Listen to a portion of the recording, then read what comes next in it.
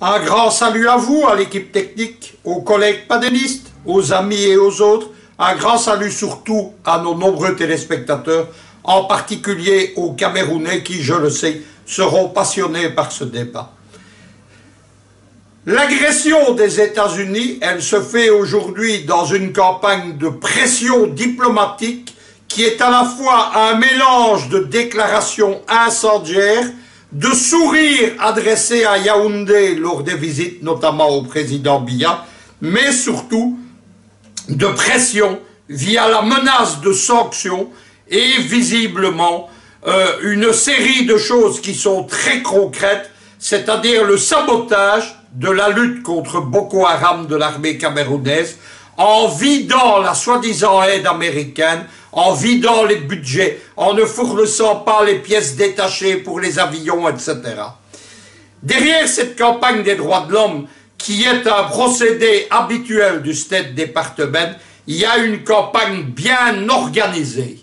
En 2016-2018, on a vu un certain nombre d'ONG, dont Amnesty International et Human Rights Watch, relayés par le REDAC, qui est le réseau des soi-disant défenseurs des droits de l'homme au Cameroun, se lancer dans une attaque contre les forces de sécurité camerounaises, contre l'armée camerounaise. On ne parlait pas encore de l'Ambazonie à ce moment-là, mais du nord-est et des attaques et de la lutte contre Boko Haram. Et le sommet de cette campagne en septembre 2017, c'est lorsque le REDAC a annoncé que Paul Biya allait être poursuivi devant la CPI. C'était évidemment un grand coup de bluff. Il faut savoir quelque chose dès le départ. Derrière Amnesty, Human Rights Watch et compagnie, il y a le milliardaire George Soros, fortune de 34 milliards de dollars, pour comprendre, pour comparer celle de, par exemple, Donald Trump, et de 2 à 4 milliards, c'est une immense fortune qui n'est pas employée à la philanthropie, mais qui est employée à financer une galaxie d'ONG, de soi-disant nouveaux médias africains, de fondations, etc., qui sont en fait ce qu'on a appelé les compagnons des vitrines légales de la CIA, c'est-à-dire qu'ils appuient des organismes d'État du gouvernement américain, comme la NDI spécialisée en matière électorale que dirige l'américano-camerounais Christopher Fonumois, comme l'USAID, etc. Ces vitrines légales de la CIA, elles font tout ce que la CIA, avant les années Reagan 1980, ne pouvait pas faire, c'est-à-dire qu'elles ont été créées à cette époque-là pour déstabiliser les pays communistes dans la dernière décennie de la guerre froide, puis tous les ennemis de Washington.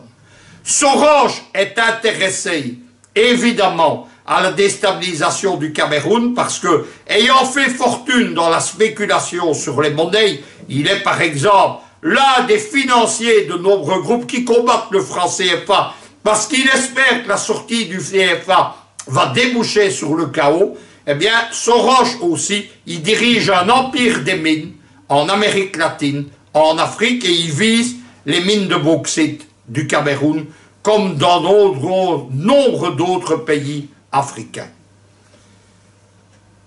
J'ai démontré tout cela pour ceux qui prétendent que ce serait de la théorie du complot ou que ce ne serait pas vrai. J'ai démontré les racines extérieures de la déstabilisation du Cameroun aux États-Unis, que ce soit dans la question de la déstabilisation de l'armée contre Boko Haram, que ce soit dans la crise anglophone ou dans la sécession ambazonienne. Tout ça, vous le trouverez dans une série d'enquêtes sur une page spéciale que j'ai ouverte sur Facebook qui s'appelle Luc Michel, enquête sur la déstabilisation de l'Afrique. Il vous suffit de taper ça, vous allez tout trouver. Moi, je n'affirme rien sans donner les noms, les réseaux, les faits, les preuves. En 2017, tout cela a été établi. Ensuite est arrivée l'action du gouvernement américain. Vous noterez qu'une autre ONG, administrée par George Soros et par son fils Alexandre Soros, et qui est basée à Bruxelles, l'International Crisis Group, a annoncé le terrorisme ambazonien plusieurs mois avant que celui-là n'arrive. c'est à ça, on n'est jamais si bien servi que par soi-même. Puis, est arrivé le département d'État, est arrivé Nikki Haley, qui était alors la super ambassadrice de Trump en Afrique et aux Nations Unies, qui est aussi une des figures de proue du lobby pro-ambazonien, pro-sécession anglophone aux États-Unis, est arrivé le lobby au Congrès et au Sénat américain, qui a notamment reçu les ambazoniens. Le but de Nikki Haley, elle l'a exposé dès le début 1917, c'est de dessaisir le Cameroun de la gestion de la crise ambazonienne et anglophone, de la confier à une conférence internationale sous l'égide des Nations Unies, écoutez bien ce que je vous dis là, parce qu'on y est maintenant, et de s'emparer du problème. On a vu alors les pressions du département d'État qui cumulent avec la visite de Tibor Nagy, mais aussi les visites de Peter Pham, l'envoyé spécial de Donald Trump dans la région des Grands Lacs, dans les pays de l'Afrique centrale. Écoutez bien ce dessaisissement parce que précisément c'est ce qu'annonce aujourd'hui Le Monde et Le Monde Afrique qui est son édition africaine à Paris. Ils annoncent qu'il va y avoir un train de sanctions, c'est l'intimidation bien entendu, on parle d'une vingtaine de dirigeants camerounais. La même chose est en train de se passer en République démocratique du Congo par exemple, est en train de se passer, c'est passé au Soudan, etc., etc. La méthode est habituelle, les sanctions, c'est une arme politique des États-Unis. Qu'annonce aussi Le Monde, précisément, c'est qu'il y aurait des négociations secrètes, je vous expliquerai après qu'il s'agit d'un piège. C'est aussi, c'est très important à dire, qu'il s'agirait dans tout cela d'internationaliser la crise, et Le Monde évoque la fameuse conférence de presse qui, dès le départ en 2017, était la volonté de l'administration Trump via Nikki Haley. Mais où c'est amusant, si l'on peut dire, on est dans l'histoire du chien qui court après sa queue et qui mord sa queue.